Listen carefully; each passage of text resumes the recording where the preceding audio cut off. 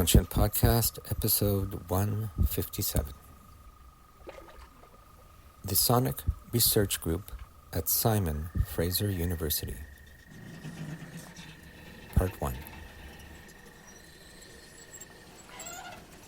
The most interesting part to me is to discover what we're not listening to and why we're not doing that. And I think it's wonderful that I've had the chance to learn this listening from so early on, where you're trained to listen to the environment. And at that time, it was more about listening to the sounds of the environment and critiquing them, analyzing them, trying to understand them. To me, that subject has widened hugely and really has to do about listening in general and trying to understand why we are listening to things and why we're not listening to things. And so it becomes a political, social, cultural question on every level. And when society has crisis, it's often really good to observe what we really don't want to listen to, and who we are listening to and how we combine them. And I feel we are in a stage of real crisis right now. And that's why this subject matter, I think, has taken on great significance now.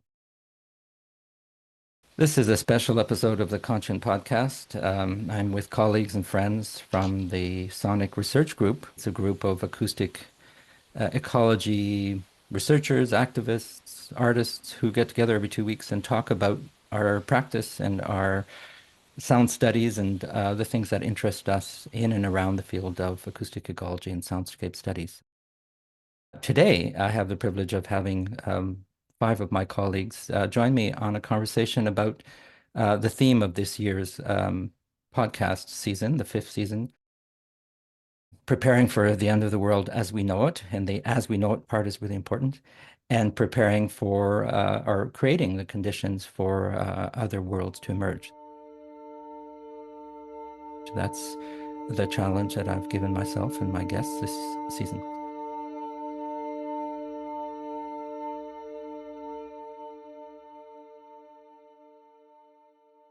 So why don't we start with what we call in French a tour de table. There's only 6 of us here, so we can just sort of basically say, introduce yourselves briefly, and then we'll know who's in the room, so to speak, and then we'll just jump in.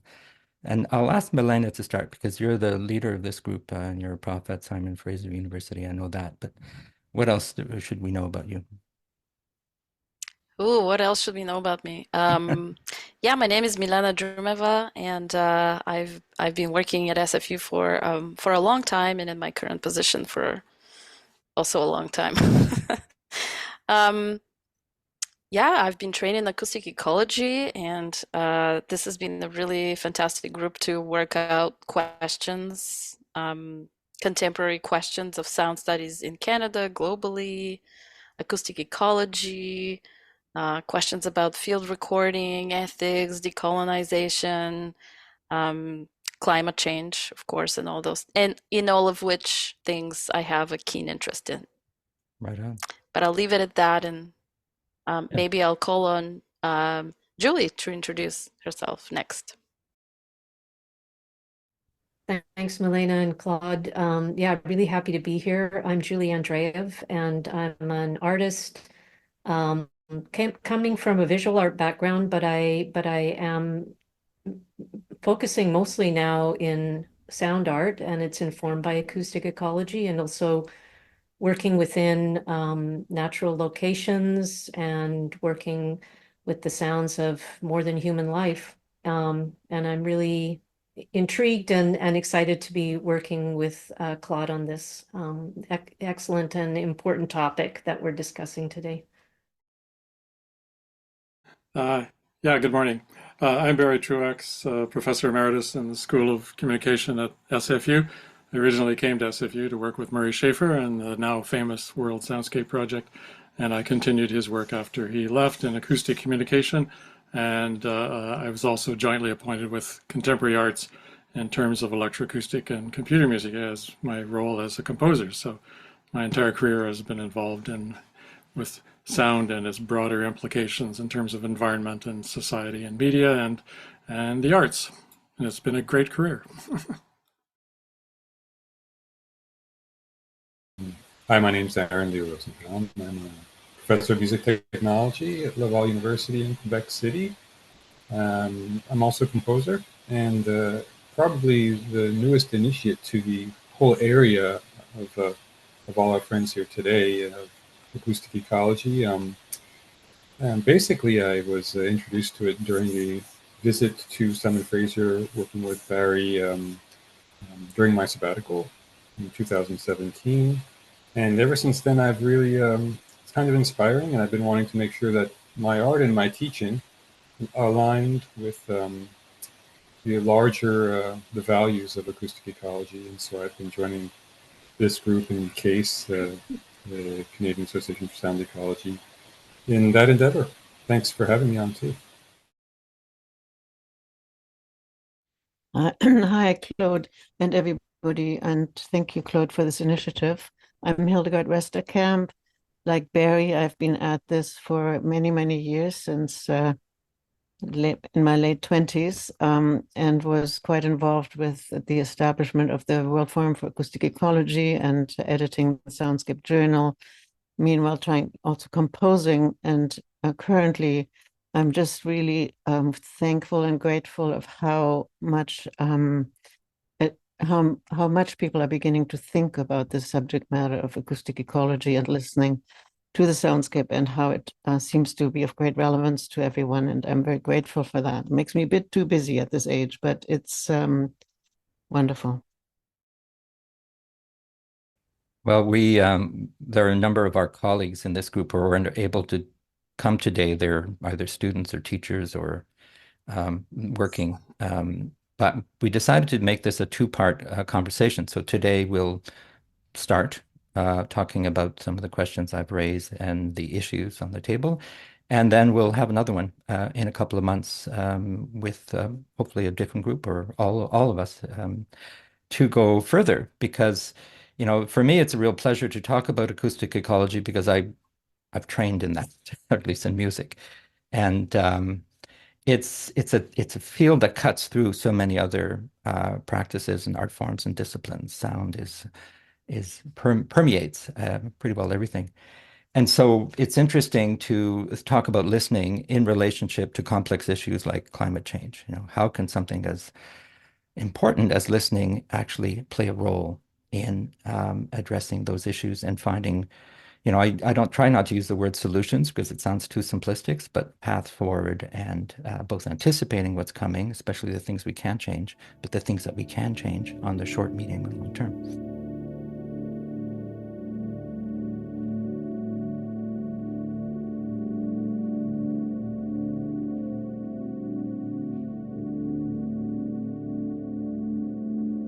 Maybe I'll give it a start. The most interesting part to me is to discover what we're not listening to and why we're not doing that.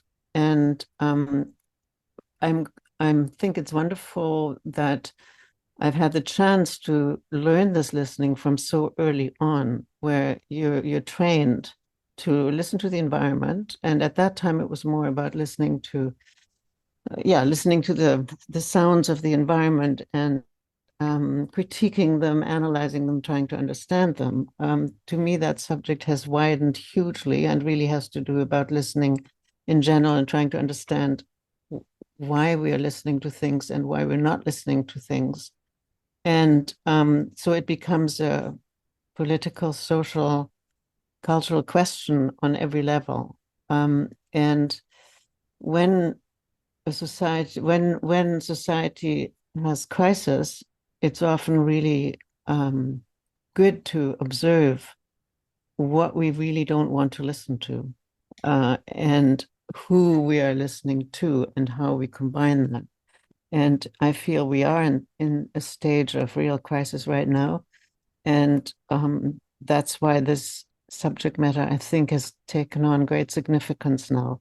And I've been trying to articulate that over and over again. But I just want to quickly mention that I saw a film called The Zone of Interest, which is basically about Rudolf Höss, the commander of Auschwitz, living with his family right next door in a beautiful garden beside Auschwitz. And I was so impressed by that film because it really, really made one aware of that aspect of not listening and being right next to that needs to be listened to and that is urgent, was brilliantly done in that film. And it kind of stays with me in that kind of intense way. And I feel we are in that time right now. There is so much that we need to listen to that is scary and that is hard to confront. And so that's why we need to speak about it and to each other. Can you give an example of something that we're not listening to that would be particularly helpful right now? Well, it's uncomfortable to listen to the words preparing for the end of the world. And I'm glad that you pointed out that the last part of the sentence is really important, as we know it, the world as we know it. Right. Because we can only take this much discomfort, right? It is confronting us every day. And I'm very worried about what's happening in the United States right now, and I can hardly listen to it. And yet I feel we have to listen to it and then figure out what to do about it. That's the next step, of course. But that's the one. How do we actually do something?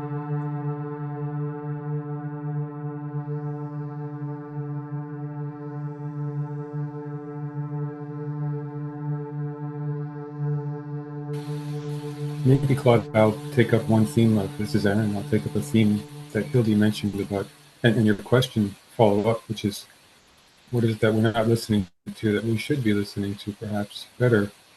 And I've brought this up before, and I feel also, in addition to the very important thing that you mentioned, it doesn't seem that we're listening to each other very well. As an American expat, I guess I can add a little perspective on the American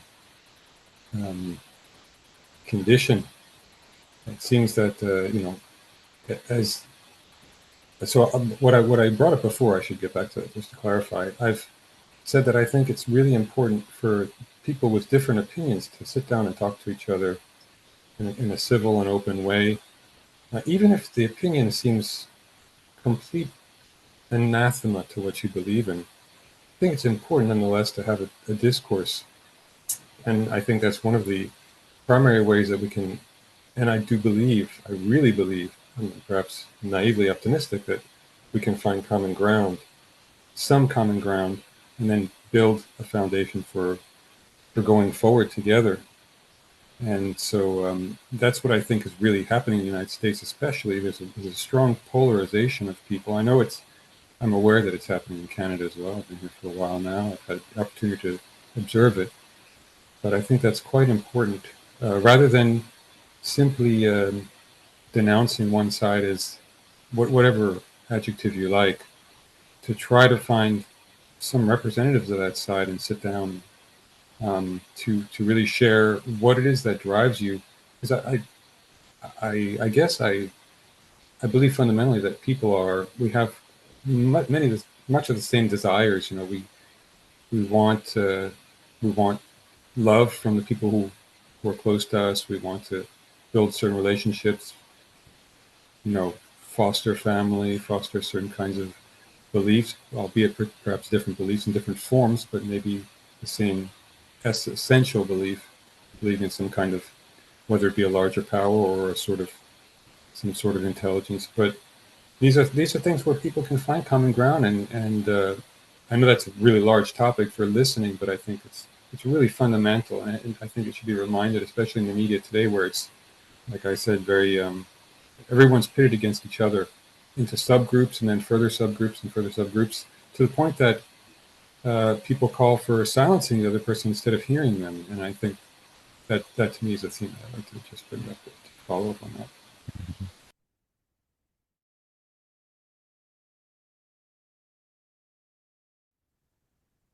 I'd like to offer a little bit on listening, I guess, in the territory that I'm working within right now, which is spending much more time listening to more than human worlds. And I do think that this is a place of practice that we're not listening to enough.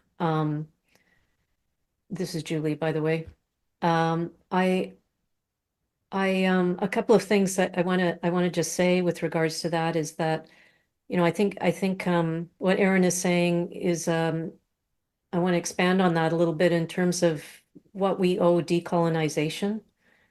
And I would, I guess, argue that we need to listen to specific groups of people that and specifically Indigenous people, and they've had relations with the land for tens of thousands of years that that we can really learn from, as well as work with, if we're able to, with Indigenous ways of knowing. And I guess in this regard, I look at listening as kind of an act of humility, that there is a place for non-action to happen, and to listen to people who, either have been part of the history of oppression and colonization, or, as Aaron is suggesting, people whom we don't necessarily agree with.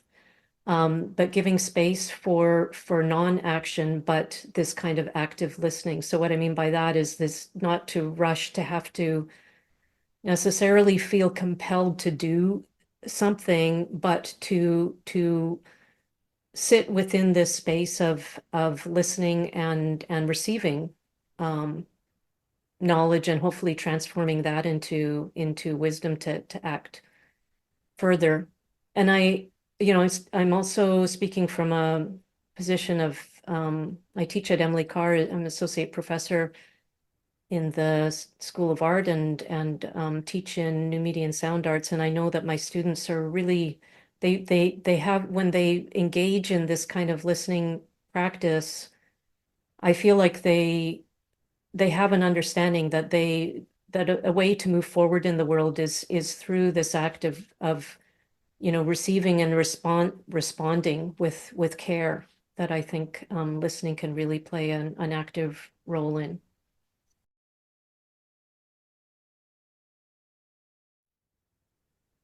Well, I'm particularly interested in that younger generation's point of view, not just on acoustic ecology, but on life in this moment. That's why I began the season with my son, who's 25, right? I said, "Who's young around me?" And there he was. And he's a historian, and he gave some interesting perspectives on the role of history and gaming and different things like that. And I think the dialogue needs to happen with all generations. I'm going to be 65 this year, so I'm going to become a senior citizen. There's a role there to play, but in particular, that younger generation, what tools are they missing? What knowledge can we transmit?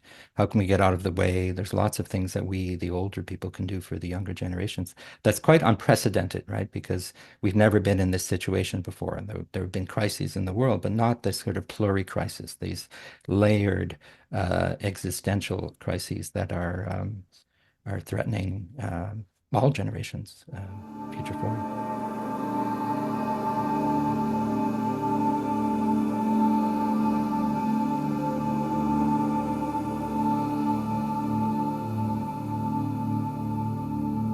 No, I'm not really quite ready to talk about these questions quite in the same way.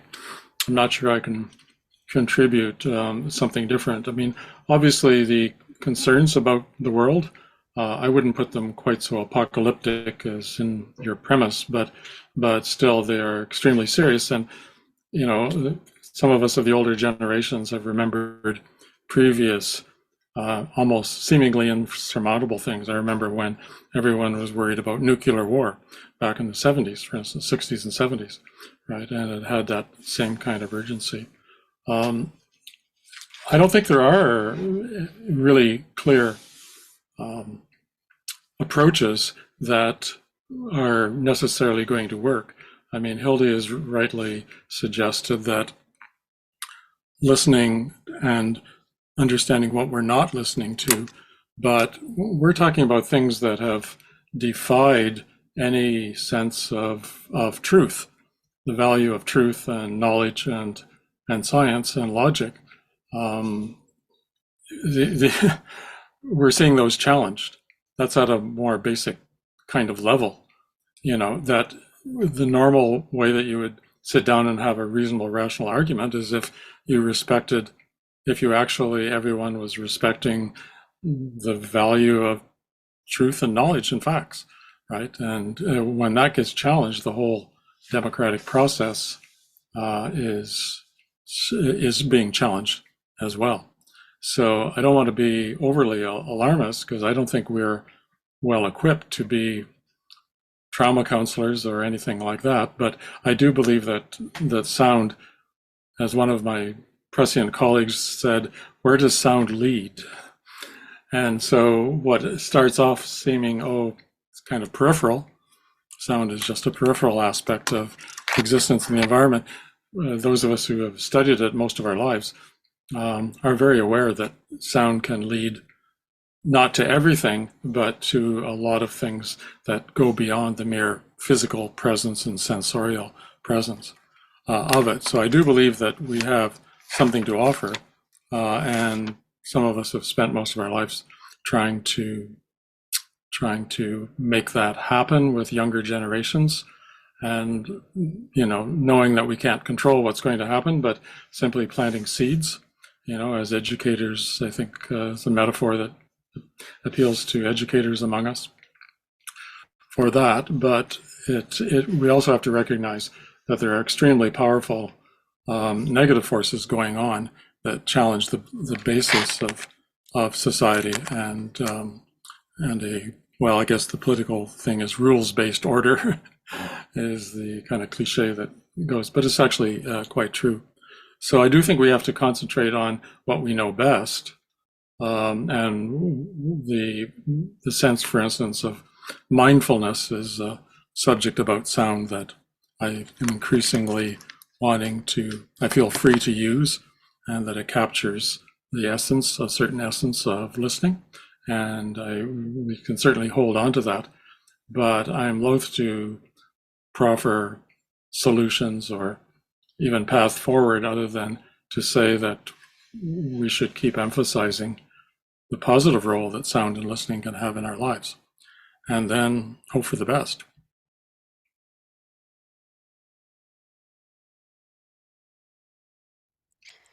Yeah, I'm happy to jump in. This is Milana. I deliberately waited because I feel like I always have a lot to say, and I'm worried about droning on and on. I have been thinking a lot, Claude, about the theme, the calm presence theme, and I don't know, it's not, the Hospicing Modernity book is still really staying with me, and not because it's such a brilliantly written book necessarily, or it's like full of wisdoms and gems, but it just does open up such a different way of looking at things. And I'm finding myself at this point in my life sort of, I'm finding myself transitioning into a different stage and trying to make sense of it.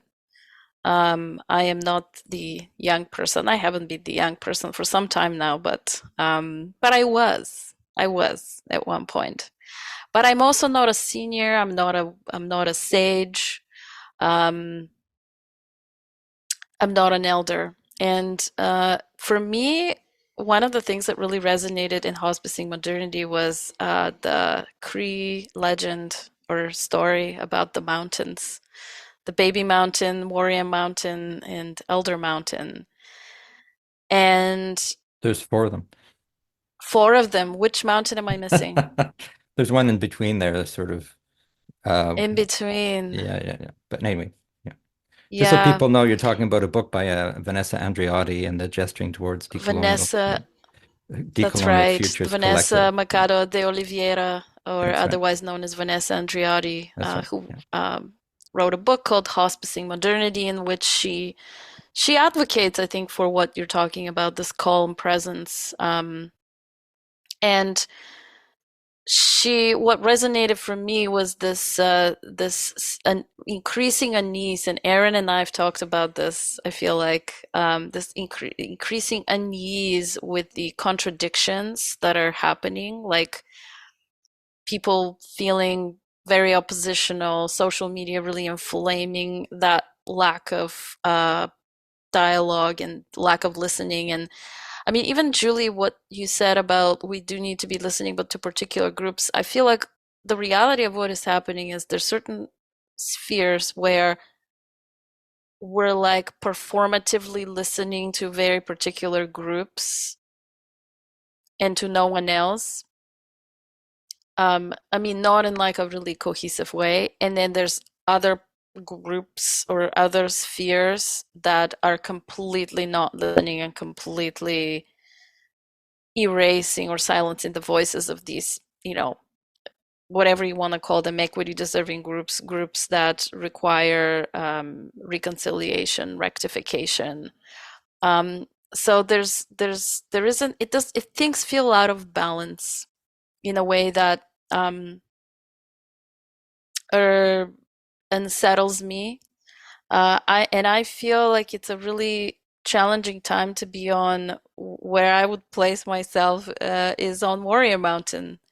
I feel like I am at a point in my life where I have the privilege, position, opportunity, and energy still to um, to be on Warrior Mountain to fight. And then it's a very hard moment in time to know what to fight. What am I fighting?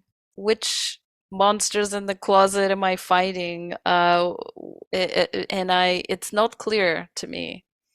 Um, and I'm looking down at certain people and certain, especially like the performativity of social justice has been really getting to me in the last years, and the emptiness of it, or the lack of follow-up action in real change.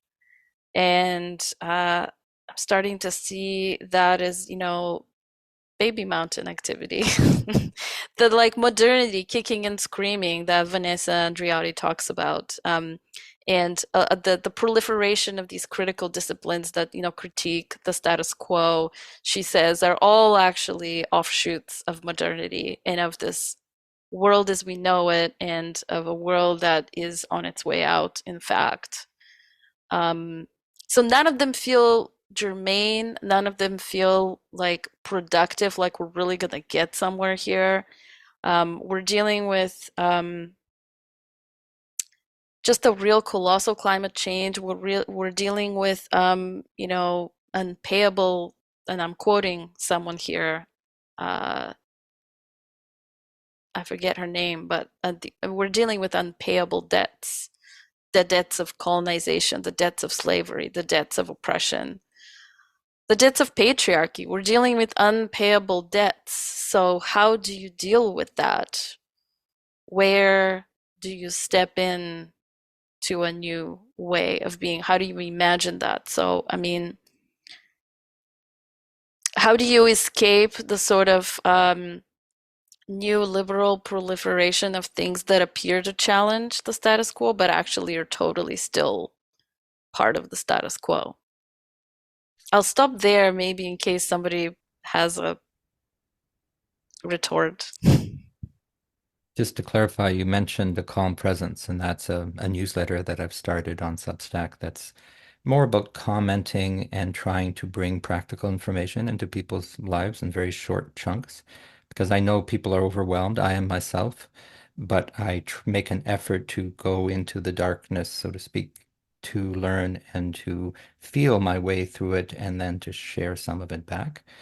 But I think dialogue like we're having today is really important, because as we listen to each other and we get a feeling of our different perspectives, it just opens space for consideration. And I think you're right, Barry, that we do what we can, we do what we do. And all of you have trained hundreds, if not thousands, of listeners and practitioners in art, and that has tremendous impact in the world because it just gets around. You think of the impact of the World Soundscape Project alone, let alone all of the things that we've done in Canada and around the world to take this practice of listening, which everybody does or thinks they do, and just make it much more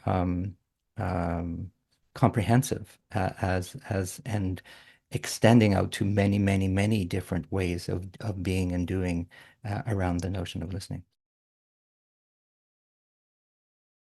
I was just going to jump in there because the many questions you asked, Milena, made me think that, yeah, it's about dialogue and it's about community. Because I think all of us have grown up, certainly in our generation, to be sort of trained as individuals. And as individuals in the capitalist society or modernity, we're trained to achieve and trained to as individuals.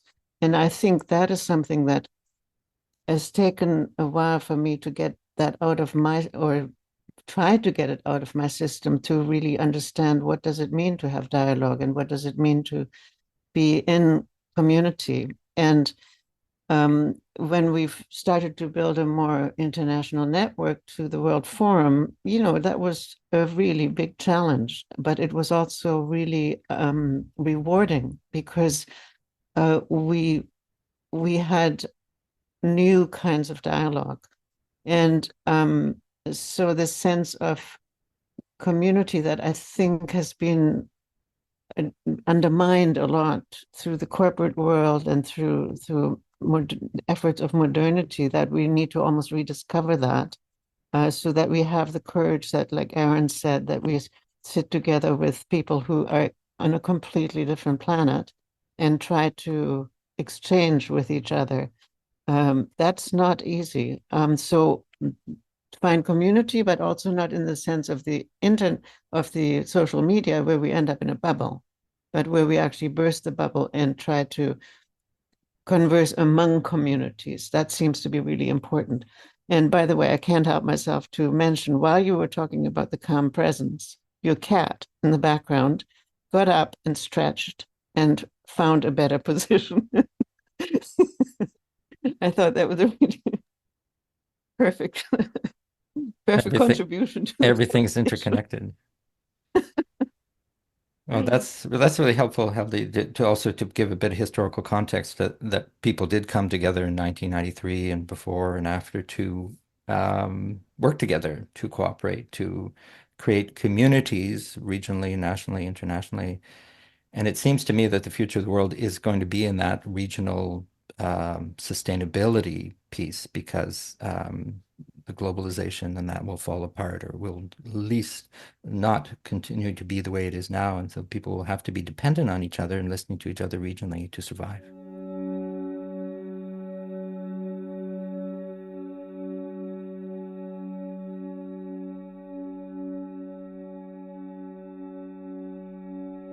Yeah, I kind of want to elaborate a little bit on that, Claude and Hildy, what you were saying about community, because I think practicing over, a few decades now and also teaching, I guess I've come to a place now thinking about similarly what you were saying, Hildy, about this kind of very flawed notion about the individual, which gets into, this comes from modernity, as the individual can, I don't know, the individual artist or the individual, activist can make change. But I think that's just a really flawed notion, and I'm coming more and more to realize how important it is to work locally. And when I say locally, I sort of look at it as spheres. There's, local as in, well, the people I have in my classroom, the people that I work with at the university, this group, all of these spheres of community that are in fact in dialogue. And yes, it's not always, that people are agreeing with each other, but there's a diversity that's at work in each of these spheres that I think help us grow. I agree with a little bit with what Aaron is saying about, there's a shared commonality, but sometimes that's not also possible to achieve a commonality, but at least in the act of having a dialogue, we can engage with each other. But I agree, Claude, that the action that needs to happen, and let's say I'm just going to, focus on, for instance, recognizing climate change and doing things about it, but also the enormous habitat loss that has been the result of modernity. And that really change is most profound when it happens locally, where individuals can meet up with folks who have interest in the land, in the spaces, in the communities, and in the societies that they're part of. And so this will, I think, be the key to the kind of the seeds that hopefully will grow like a beautiful, diverse meadow to create change globally. But I don't think we can rely on a sort of a global movement. It has to come from where we are situated locally. I hope that makes sense.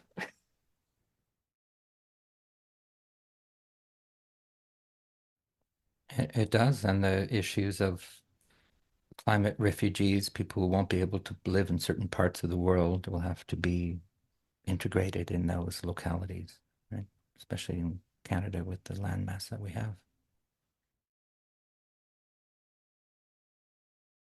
When we do have these international meetings here now in this kind of community here on Zoom, that they also help to insert some outside view and new energy into the local. And that's what I think is the really positive aspect of the use of this kind of media internationally. So I agree with you that the local energy is really important, and there is the diversity, and it's really important to recognize how much diversity there is in our realm. But sometimes because I think we are just beings who like to reach out into the world and who like to explore it, there's also a real value to get together internationally in the sort of Zoom village, I guess you could call it.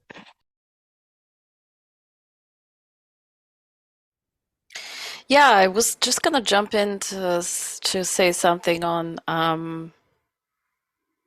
more than human listening and, kind of defying anthropocentrism. There's my cat finding a new spot again. He's very good at that. They have a calm presence.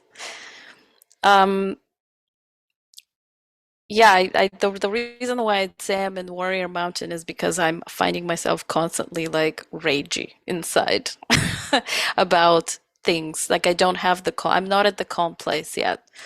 Um, and You can do both.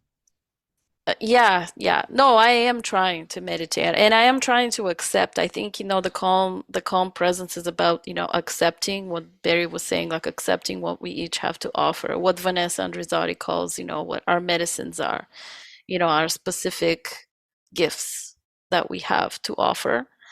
I think the thing that I find the most violent in terms of climate change is that we have lost the proper justification as to how to do activism about it. And what I mean by that is I'll give a story. I mean, it's the same story every time environmental groups try to lobby the government or create a protest, create a direct action about species preservation. Their argument always is, and our children's children will never know, the beauty of the spotted owl because there's only one left, and there was a giant owl display. And to me, it's the wrong justification if the only justification we can come up with is, uh, we should preserve species so that we can enjoy their bird song, so that we can enjoy, so that our children can see, because it's so easy to dismiss, right? To most people, well, it's just a bird. There's other owls, and who cares? There's so many birds. It's so easy to dismiss. I really would like to see us, I don't know, listen in the wind. This is the intersection with listening and with field recording. I find sometimes field recording can, or has in the past replicated that. Just, birdsong is really beautiful to listen to, and let's memorialize it. When I really would like to see us all move towards, living things have the right to exist on their own, for themselves, and for just their own existence. Every living thing has that right. I don't know how to get to there from within a capitalist system that makes everything be justifiable as a resource for something else. Well, just Be it a sonic resource for a field no. recording or for a composition.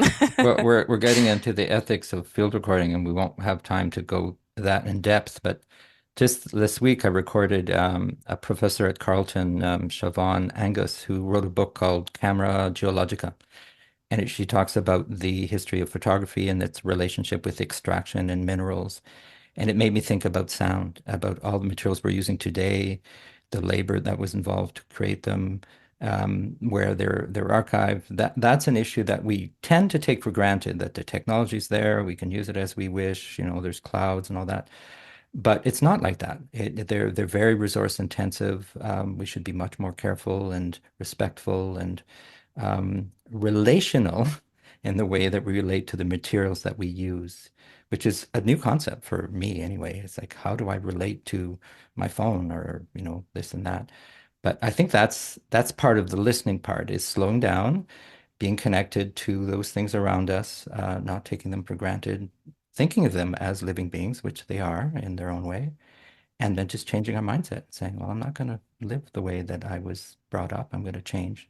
For the many days, as many days as I have, I'm going to change the way that I see the world, and then that has influence. Yeah, I think that's exactly an example of what I meant when I said things we're not listening to. Certainly, I have not really paid much attention to where this technology that I've been using all my life comes from and how it's produced. I was just very happy it was there. And I think even though that might add to, in the sense of, oh my God, do I have to pay attention to that too? Like, we have to, there's so much one has to pay attention to, and it feels this obligation of, but those things also fit at the same time into what Julie was saying about, and also Milena, about letting things be, and allowing for the other beings in the world, the other aspects of our lives to exist without commentary, but be present and mindful to those things that are existing, and then make decisions according, in our actions and our listening, according to that. So the slowing down for me has always been a big part of that, is learning to slow down and not speak so much or not do so much, and then see what happens if we would all be a bit more inactive in our lives. What would happen? It's not easy.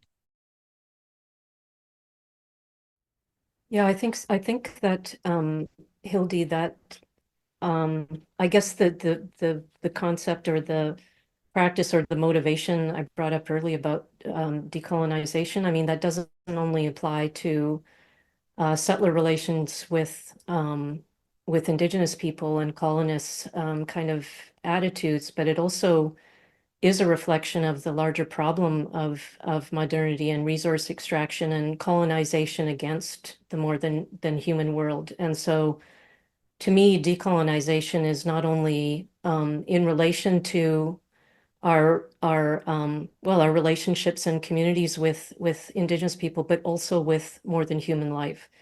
And just to get to Claude, what you were saying about agency and the more than human life, and the fact that, well, Milena brought this up about intrinsic worth, that other beings have their own motivations and agency and communities and families and cultures and languages in the world. And it doesn't mean necessarily that we have to know those things, but I think part of the work of decolonization is recognizing our relations with the more than human world, and thinking about what are our intentions. Are they involved in a continuation of exploitation, or is it some kind of new relation about understanding or gratitude or humility? And so yeah, to me, this work really involves thinking about this kind of coupling of colonists' relations with the more than human world and Indigenous people that needs to shift away from anthropocentric views and towards one of that includes listening and acceptance and understanding, rather than action towards or action against. I think we're rather uniquely positioned in terms of sound to open up those traditional categories. In fact, my entire life has been involved in opening up music, for instance, to sound, and then from sound to listening, from listening to the bioacoustic habitat and the socioacoustic habitat, and through the mechanism or the rubric of acoustic ecology. That's an incredibly important and necessary step and series of steps in evolution to deal with what otherwise was a very narrow discipline of Western classical music, which is my background. But nowadays, it just simply is ripe for expansion, and has been for a long time. And given that we've been doing that at SFU for 50 years, I think the teaching aspect, which I keep coming back to, is the way to reach out, and also publishing and activism and all sorts of other things. But we are so used to the idea of opening up the frame to a broader perspective through sound, and by having people listen to everything. And for instance, understanding that you can learn from a bioacoustic habitat to design or modify a socioacoustic habitat, right? That the principles are the same. It doesn't make it simple, but we're enlarging the scope through what we do. And as Hildy said, it's now, it used to be that you're mainly involved with the local, and maybe through only traditional publication means. But this is where I do all my teaching now, and on the internet to an international group. And there's simply no end of interest in learning from the 50 years of experience that we've built up and been fortunate enough to build up. So I always look at this ambivalent use of technology. It's always been ambivalent, no matter what era or what technology you're talking about, the pros and cons. And of course, it's heavily dominated by the corporate sector in terms of what our ideas are about it, and the myths and so on and so forth, and the implications. But when I was writing Acoustic Communication years ago, the book, I tried to answer the question, when is it not just a zero-sum game? Right, where, in other words, the positive and the negative aspects of technology or any subject, but in that case it was technology, where is the net difference? Where does it lead? And this is what's guided me as a composer. I would not be a composer without technology. I simply, at least electroacoustic technology, even though I'm totally devoted to playing piano and other acoustic things. But that has allowed me to do things that couldn't possibly happen otherwise. And so that's always been my criteria for the use of technology, is not to feel guilty about it or apologetic about it, and also not to ignore, the cost, the costs, let's say, about it, but just to try to find that elusive what is actually new and positive that can be done. And that's what guides me, in trying to sort out this complicated. And I use the word complicated because it's not complex, it's complicated. There's so many contradictions involved. And to me, the complex system is the bioacoustic one, and that we can just simply try to understand and learn from, in that. So how to achieve a functioning complexity and not just one full of contradictions, even though we live in a world that's full of contradictions that never seem to entirely disappear.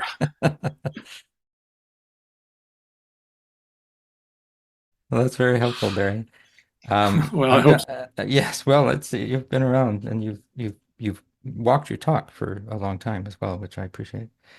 I think we're going to stop there because it's the top of the hour, and some of my friends here might have other engagements, and normally we stop at an hour. So this has been a special edition of Conscient Podcast of the Sonic Research Group, which is a group that meets online, but is organized and coordinated by Milena Drumeva at Simon Fraser University. So I want to thank you all for being so honest and, not ambiguous, but, open-minded, because there's no simple solutions, but there are perspectives that we can think about. And there will be a second part to this conversation. We'll go into some of the issues around the use of media, right-wing media, other types of media, how listening works in those fields, and we'll have other experts talk to us about that. All right, guys. So thank you very much for being here, and we will talk again. Thank you, Claude. Thank you, Claude. Thanks, Melina. Claude. Thanks. Thank you. Thanks everybody Thanks, for everyone. coming. Thanks, everyone. Yeah.